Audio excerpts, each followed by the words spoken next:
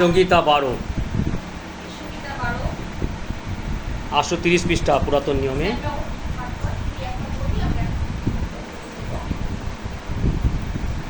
ওদিকে দাঁড়িয়ে গীত সংহিতা 12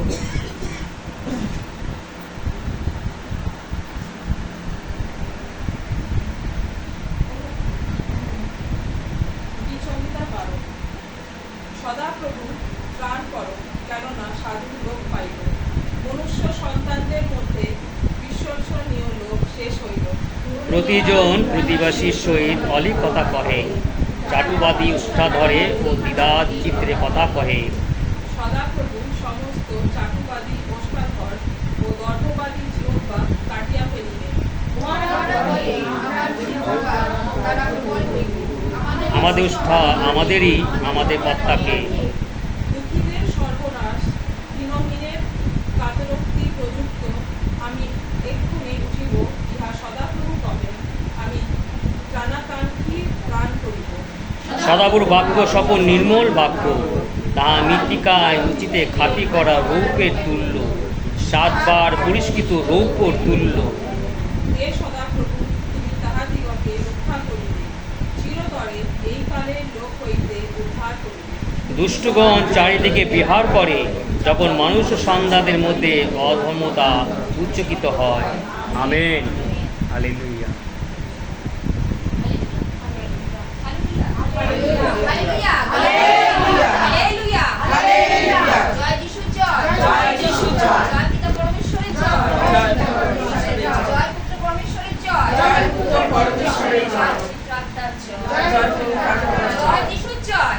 যিশুর জয়।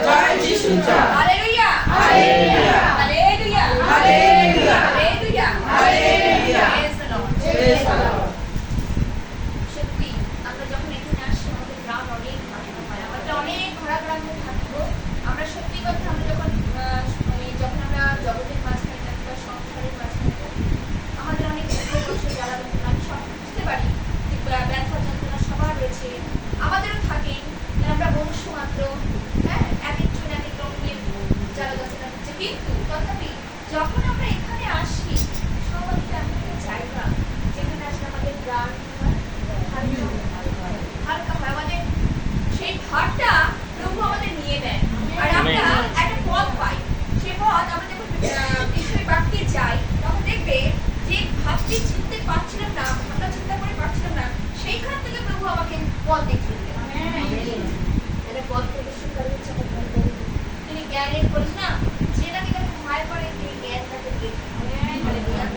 তাকে যে ভয় করবে, যাকে যে সম্মান করবে তাকে তিনি জ্ঞান দেখান। তাই পবিত্র বাক্য, তাই সদাপ্রভুর বাক্য যখন আমরা যেভাবেই করি না কেন, আমরা পবিত্রভাবে যখন আমরা তার কাছে আসি, আমরা যখন মানুষ, আমরা পাপী, অধম, অযোগ্য, কিন্তু পবিত্র সুচিকর হৃদয় নিয়ে যখন আমরা প্রভুর চরণে এসে নত হই, বিনম্র হই, তখন তিনি আমাদের প্রার্থনা সকল তিনি শোনেন। আর আমরা যখন যে বাক্য আমরা পরিবেশন করি না কেন, সেই বাক্য যখন আমরা অন্তরে নিয়ে যখন চলি, প্রভু আমাদের কি করেন, তার সেই আশীর্বাদ তিনি আমাদের মধ্যে জেনে দেন। তাই প্রভু আপনি বলছে, দেখো আমি সব কথা আলোচনা নাও করতে পারি, আপনি একটা পদ আলোচনা করতে প্রচুর টাইম লাগে, কিন্তু আমি কিছু কিছু বাক্য এখানে আমি তুলে ধরবো। তাই প্রভু বাক্য বলছে, দেখো এক কথা বলি, সদাপ্রভু ত্রাণ করো, কেননা সাধু লোক পাইল। মনুষ্য সন্তানদের মধ্যে বিশ্বাসনীয় লোক শেষ। কি বলছে? প্রতিজন প্রতিবাসীর সহিত অনেক কথা কহে, চাটুবাদী ওষ্ঠাধরের দ্বিধা চিত্তে কথা কহে। আমেন। সদাপ্রভু ত্রাণ করে, কাদের তিনি ত্রাণ করে? একমাত্র যারা সেই ধর্মকর্ম করছে, যারা তাকে বিশ্বাস করছে, হালেলুয়া, বিশ্বাস করে তার কাছে এসেছে, তাদেরকে তিনি কি করেন? ত্রাণ করেন। তাই বলছে, কেননা সাধু কি হচ্ছে? লোক পাচ্ছে। সাধু বলতে কেউ কে আছে? তাই বলছে না, বলছে কেউ সাধু নেই, একজনও নেই, একমাত্র তিনি ছিলেন। হালেলুয়া। তাই বলছে পবিত্র একজন ছিলেন, আমাদের প্রভু যীশু খ্রিস্ট। হালেলুয়া। তাই বলছে আমরাও সাধু নেই, আমরা পাপী। দাউদ যে লিখছে, দাউদ নিজেও তিনিও পাপ করেছিলেন, তাই না? কিন্তু সে যখন পাপের ক্ষমা চেয়েছে, তাই আজকে গীত সংহিতা আছে। এমন একটা যে গীত সংহিতা পড়া হয় কেন? গীত সংহিতা পড়ার একটাই কারণ, সেই দিন আমরা যখন পাপ ক্ষমা চাই, যখন আমরা পাপের ক্ষমা চাই, প্রভু আমাদের পাপ ক্ষমা দেন। আমেন। আর দাউদ সেদিন কি করেছিলেন? পাপ করেও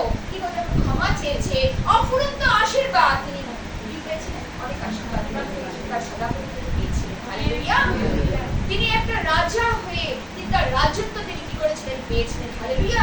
আর ইসরায়েল জাতিকে কিভাবে কিভাবে ভাবে তিনি চালিয়েছিলেন, আর কত ভাবে অনেক সময় দেখেছি তার অনেক রকম ভাবে পাপ সকল কি করেছিল, অনেক পাপ হয়েছে, সেই সকল পাপ যখন তার মনে পড়েছে আর প্রভুর কাছে ক্ষমা চেয়েছে, আর প্রভু কি করেছিলেন, ক্ষমা দিয়েছিলেন। আর তিনি কি করছেন, যুদ্ধ করতে যাচ্ছে, বা যেখান থেকে হোক, পরিস্থিতির হাত থেকে হোক, যেখান থেকে হোক, কি করছে, ইসরায়েল জাতিকে তিনি কি করেছিলেন, করেছিলেন। হালেলুয়া। তারপর বলছে কেন সাধু লোক পাচ্ছে, মনুষ্য সন্তানের মধ্যে বিশ্বাস হলো শেষ হলো। কে বিশ্বাস করে? কেউ বিশ্বাস করতে চায়? তার কিন্তু যারা নাকি আজকে প্রভুকে বিশ্বাস করেছে, হালেলুয়া হালেলুয়া, আর যারা তার কাছে এসেছে, তারা তাদেরকে তিনি কি করছেন, ত্রাণ দিচ্ছেন। প্রতিজন প্রতিবাসীর সহিত কি করে, অলিক কথা কহে।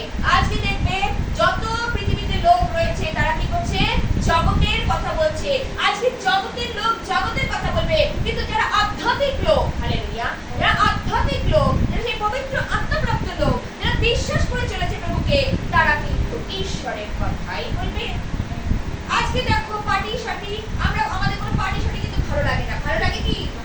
এখন ওই যে কেউ পার্টিতে বলছে যাচ্ছি ব্যাং ট্যাং করে আগে নেচে নেচে কিন্তু আমরা পার্টিতে যেতাম না, ভালো লাগতো।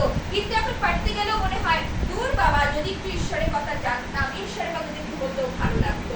ওইসব নাচ ফাচ দেখে এখন কিন্তু ভালো লাগে না, কারণ প্রভু আমাদের এইভাবেই খান তৈরি করে নিয়েছে। Hallelujah hallelujah.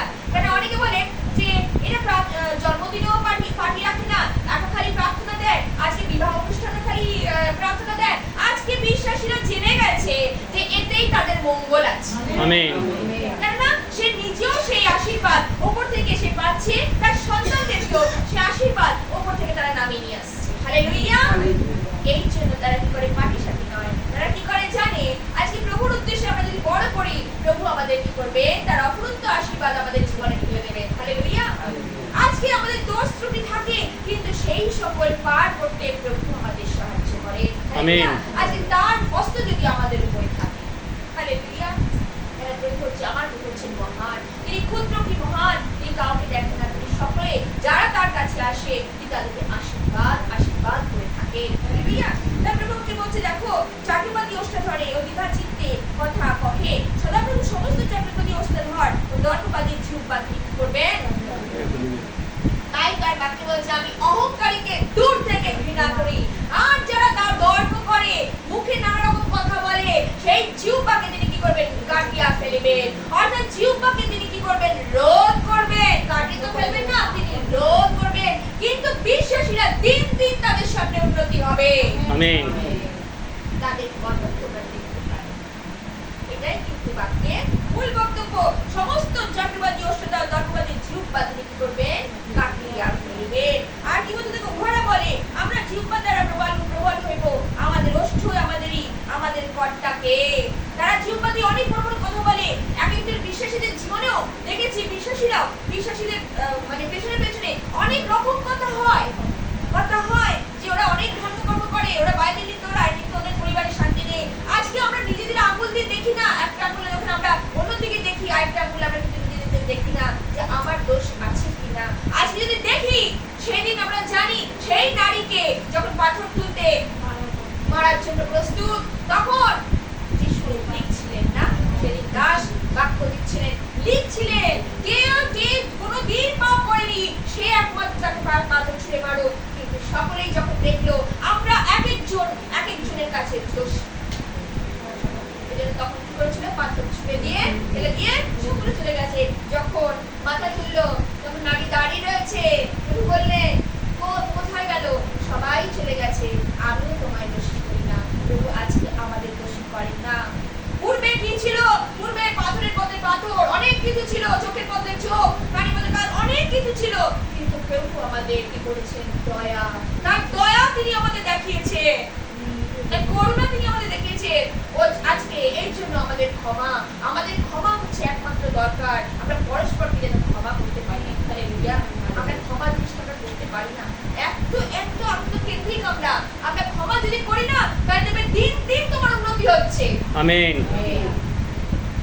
আজকে এত ক্ষমা করছি, আমরা জানি ক্ষমার মধ্যে প্রভু কি করছে, ক্রুশে থেকে সমস্ত পৃথিবীর লোক যখন তাকে ক্রুশে টানিয়ে দিল, তিনি সকলের জন্য ক্ষমা চেয়েছিলেন না, তিনি ক্ষমা চেয়েছিলেন।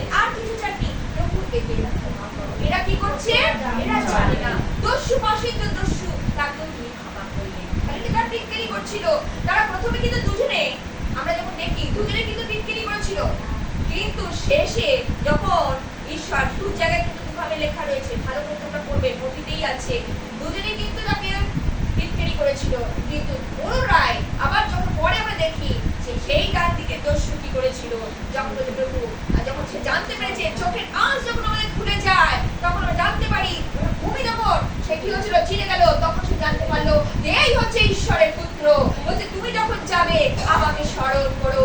আর প্রভু সেদিন বলেছিলেন অন্তই তুমি আমার সঙ্গে পরম দেশে যাবে। আমেন।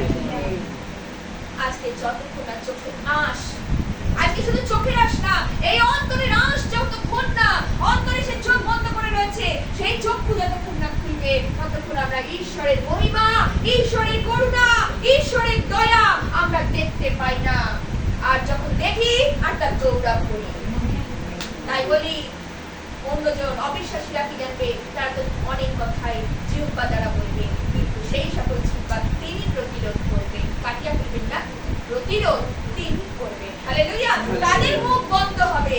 হালেলুয়া। বাইবেল বাক্যে বলছে দেখো, দুঃখীদের স্বর্গরাজ দিনর হিন্দে কাতরুক্তি পর্যন্ত আমি এখনই উঠিব, ইহা সদা প্রভু কহে।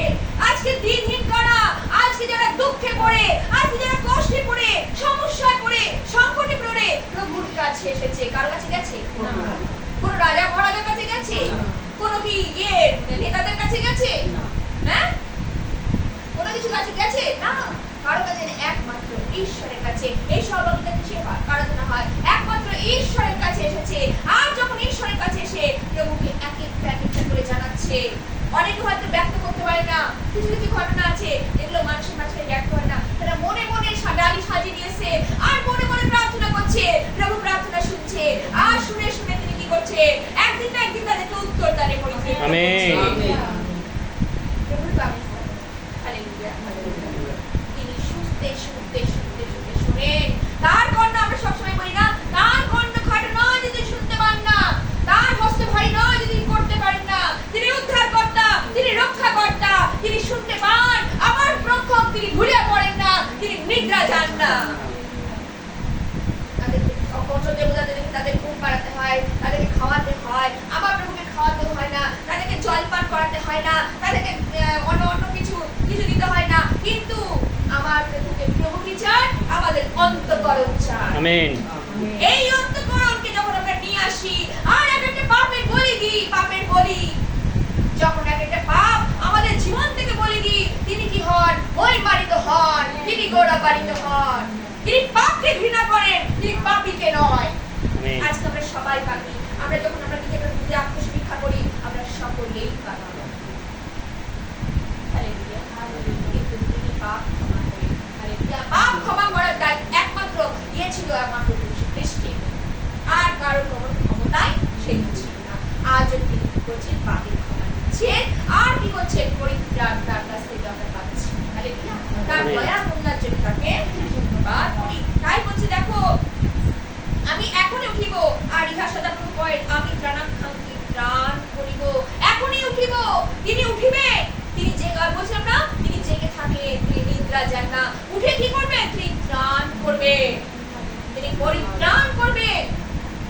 উঠবে, উঠবে কোথায়? নেমে আসবে আমাদের মাঝখানে। হালেলুয়া। আর সকলের অন্তরকে কি করবে? ছুঁয়ে যাবে। হালেলুয়া। তাই বলছি দেখো, সদাপ্রভুর বাক্য সকল নির্মল বাক্য, তা মৃত্তিকার উচিতে খাঁটি করা রৌপ্যের তুল্য, 7 বার পরিষ্কৃত রৌপ্যের তুল্য। হালেলুয়া। সদাপ্রভুর বাক্য আমরা জানি, এই বাক্য আগে কিন্তু মানুষ হাতে পেত না, তখন এটা হচ্ছে নিয়ম সিন্ধু, তখন এটাকে বলা হতো নিয়ম সিন্ধু, আর এটা অনেক যত্ন সহকারে কি হতো? রাখা হতো, কেউ এটা হাতে পাওয়ার ছিল না। কিন্তু ধন্য আজকে আমরা, যেটা আমরা আজকে হস্তে পেয়েছি, এটাকে পবিত্র ভাবে আজকে আমরা এটা রাখতে পারি। শুধু রাখবো না, এটাকে ডেলি ডেলি পাঠ করবো, আর আমাদের অন্তঃকরণকে গঠন করবো। এটাকে আলমারিতে তুলে রাখার জন্য নয়, এটা আজকে সেই কাঠের মধ্যে তুলে রাখার জন্য নয়, এটাকে পড়ো আর নিজেকে পরিবর্তন করো। আমেন। তাই বলছে না ঈশ্বরের বাক্যে, ঈশ্বরের গান আমরা জানি, পরিবর্তন নতুন জন্মের পরে। আজকে নিকোদিম বলেছিল, নতুন জন্ম হতে গেলে কি আমাকে মায়ের পেটের ভেতরে ঢুকতে হবে? না, মায়ের পেটের ভেতরে না, আজকে নতুন জন্ম। যখন আমাদের পুরাতন স্বভাবগুলোকে আমরা ত্যাগ করি, অর্থাৎ পাপকে যখন আমরা বলি দিই, তখন আমাদের নতুন জন্ম হয়। আমেন। হালেলুয়া। তাই প্রভু বাক্য বলছে দেখো, তাহা মৃত্তিকার মুচিতে রৌপ্যের তুল্য। আজকে আমরা যখন মৃত্তিকাকে যখন হাতে যখন নিই তখন কি করি, এরকম মুস্কাতে থাকি, আর যত আমরা এটাকে পাপ দিতে থাকি তত কি একটা শক্ত হয়, দেখি তো শক্ত হয়, খাঁটি হয়, তাকে তাল দিই না, একটা গঠন করি। ঠিক তাই আজকে আমাদের আত্মাকে তিনি কিভাবে সেইভাবে তিনি গঠন করছে, তার বুঝিতে তিনি কি গঠন করছে। হালেলুয়া। তাই বলছি দেখো দেখো রৌপ্যের তুল্য, অর্থাৎ সেটা হচ্ছে সেই রৌপ্য যেটা হচ্ছে আমাদের ঈশ্বরের বাক্য। সেই দিন রৌপ্যকে, অর্থাৎ সেই রৌপ্য আমরা জানি রূপ অনেককে কি করছে, অনেক খাদ বার করে করে 7 বার, এখানে দেখছি 7 বার সেই খাদগুলোকে বার করে করে সেই রূপকে হচ্ছে স্বচ্ছ হচ্ছে। আজকে ঈশ্বরের বাক্য সেই রৌপ্য, অর্থাৎ বাক্য যখন পড়বে আমরা খাঁটি হব। আমেন। ঈশ্বরের বাক্য। তাই প্রভু বাক্য বলতে দেখো, হে সদাপ্রভু তুমি তাহাদেরকে রক্ষা করবে চিরকালে, এই কালের লোক হইতে উদ্ধার করবে, দুষ্টগণ চারিদিকে বিহার করে, যখন মনুষ্য সন্তানদের মধ্যে অধমতা উচ্চেকৃত হয়। মনুষ্য সন্তানের যখন অধমতা উচ্চেকৃত হয়, অর্থাৎ যারা এই সকল মনুষ্যরা কি করে, অধর্ম করে, তাদের কি করবেন তিনি বিহার, অর্থাৎ তিনি তাদেরকে উচ্ছিন্ন করবেন। আর কি বলছেন, চিরকাল এই লোকদেরকে উদ্ধার করবেন, যারা সদা প্রভুতে আছে তাদের তিনি কি করবেন, রক্ষা করবেন। আর চিরকালে এই কালের লোক হতে তিনি কি করবেন, রক্ষা করবেন। যারা নাকি আজকে ঈশ্বরের লোকের বিরুদ্ধে কথা বলে, ঈশ্বরের লোকের সঙ্গে কি করে, এরকম ছড়া করে, তাদের হতে তিনি কি করবেন, রক্ষা করবেন। হালেলুয়া। সুন্দর বাক্য, ঈশ্বরের বাক্য। তাই বলছি না, মধু মৌচাকের মধু অপেক্ষা মিষ্ট, যা আমাদের কি করে, অন্তঃকরণকে ঘুরিয়ে দেয়। তাই আজকে যত পড়বে, যত ঈশ্বরের কাছে আসবে, তত মঙ্গলি মঙ্গলি, দয়ায় দয়ায় আমরা দেখতে পাবে। এখন আমরা জানি যে এখন শেষ সময় অনেকেরা সুখী হয়ে পড়ে, যারা তাই বাক্য বলছে, যারা প্রথমে তারা শেষে, আর যারা শেষে তারাই প্রথমে হয়ে যাবে। এই জন্য আমাদের সভ্যস্ত হওয়াটা, ওর মামাকে আমি ধন্যবাদ দিই। দেখো তার লক্ষ্মী আসতে পারে না, কিন্তু এই আশীর্বাদটুকু সেই যদি দিয়ে যায় তার পুরো পরিবার। আমেন। আমাদের বেটা ছেলেরা কিন্তু অনেক কম, আমরা কিন্তু মেয়ে ছেলেরাই কিন্তু আসি, তারা কি করি, ঈশ্বরের সব পরিস্থিতি করি, কিন্তু ঈশ্বর দেখে কোন গৃহে থেকে কারা এসছে, আর প্রভু কি করেন, সেই আশীর্বাদ সেই পরিবারকে তিনি করিয়ে দেন। এই পরিবারে যারা যারা তোমরা এসছো, মনে করো আমরা নিরাশ হতাশ হয়ে যাচ্ছি, আজকে আমরা জানি নবাহ করেছি, আজকে এই 7টা শুক্রবার করেছি, অনেকে অনেক দয়া পেয়েছে। আমেন। কেউ বলবে না আমরা দয়া পাইনি, অনেক দয়া, অনেক করুণা পেয়েছি, রক্ষা পেয়েছি, উদ্ধার পেয়েছি, ঈশ্বরের জন্যই পেয়েছি। আজকে বেঁচে আছি তো তার জন্যই বেঁচে আছি। কেউ বলতে পারবে না আমরা ঈশ্বর নবাহ করেছি, 7টা শুক্রবার করেছি, শুধু ও পাইনি, শুধু তার পিছনে আমরাও সকলে পেয়েছি। ঈশ্বরকে ধন্যবাদ করি, ওকে তো ঈশ্বর আলাদা করে আশীর্বাদ করেছে, কেন ও যে 7টা শুক্রবার রেখেছে, উপবাস প্রার্থনা রেখেছে, ওর অনেক প্রার্থনা মিটারে উত্তর এসছে, আর যেগুলো অন দ্য ওয়ে সেগুলো আসছে। আর আমরাও জানি আমাদের এখানেও যারা যারা মায়েরা রয়েছে, অনেকের অনেক প্রার্থনা আছে, যারা পেয়েছে, আবার যাদের অন দ্য ওয়ে আসছে। প্রভু আমাদের নিকটবর্তী ঈশ্বর, দূরবর্তী ঈশ্বর নয়। তাই তোমরা যখন প্রার্থনা করবে, প্রভু তুমি আমাদের প্রার্থনা তুমি কর্ণপাত করো, আর তুমি আমাদের হয়ে তুমি প্রভু চক্ষু উন্মীলিত করো, আর তুমি আমাদের প্রার্থনা শোনো, এবং প্রভু তুমি আমাদের প্রার্থনাকে কি করো, গ্রহণ করো। তোমাকে যেন সর্বদা কি করতে পারি, গৌরবান্বিত করতে পারি, আর কি করতে পারি, উচ্চীকৃত করতে পারি, কারণ আমাদের দু চোখ দেখেছে তোমার মহিমা। কিন্তু এখানে কেউ বলতে পারবে না যে আমরা ঈশ্বরের মহিমা দেখি। সুবিধাভাবে শুনছিলাম কত বড় বিপদ থেকে না ঈশ্বর তাকে রক্ষা করেছে। এই জন্য বলি যে যারা প্রভুতে থাকে, ঈশ্বর কিভাবে রক্ষা করে আমরা নিজের রায় বুঝতে পারি না। আমেন। আমাদের সেখান থেকে উদ্ধার করে। এরকম আশ্চর্য হয়ে গেলাম, আমি ভাবলাম দেখো মেয়েদের কোনো সিকিউরিটি নেই, কিন্তু আজকে আমাদের ঈশ্বরের পরিবারকে প্রভু সিকিউরিটি দিচ্ছে। আমেন। আমরা অনেক কমান্ডার নিয়ে, আমাদের অনেক কিছু নিয়ে বাহুবলী নিয়ে আমরা ঘুরে বেড়াই না, আমাদের বাহুবলী আমাদের প্রভু ঈশ্বর। আমাদের সিকিউরিটি হচ্ছে আমার প্রভু যীশু। আজকে তার উপর ডিপেন্ড করো, তোমাকে তিনি রক্ষা করবে। রাতে রাতে কত রকম বিপদ, যেন ভুলে কথা বলি, কত রকম বিপদ হতে পারতো সেদিন। ও যখন প্রার্থনা এমন অবস্থা ছিল, হ্যাঁ, কিন্তু প্রভু সেখান থেকে তাকে উদ্ধার করছে, রক্ষা করছে। আজকে হচ্ছে না, জানি ঈশ্বরের বাক্য 91 কি, ওর মেয়ে কিছু আমাকে হয়তো ফোন করতে পারে না, ওর মেয়ে কি করছে, কানের বছরে কি ঢুকাচ্ছে, বাক্য ঢুকাচ্ছে কি না 91 কি, আর কি হচ্ছে, সুস্থ হচ্ছে। এখন বিশ্বাসীরা জেনে গেছে, আর কি করে না, কাউকে বিরক্ত করে না, বলে যে আমি তো জেনেই গেছি, সত্যকে জেনেই গেছি, আর বসে আসি উদ্ধার পায়। আমেন। উদ্ধারকারী ঈশ্বর। সত্যি আজকে এইভাবে আমরা যদি জীবনযাপন করবো, আশীর্বাদ আমরা নিজেরাই উপলব্ধি করতে পারি। আমেন। আমেন। বাক্যের জন্য ধন্যবাদ। আমেন।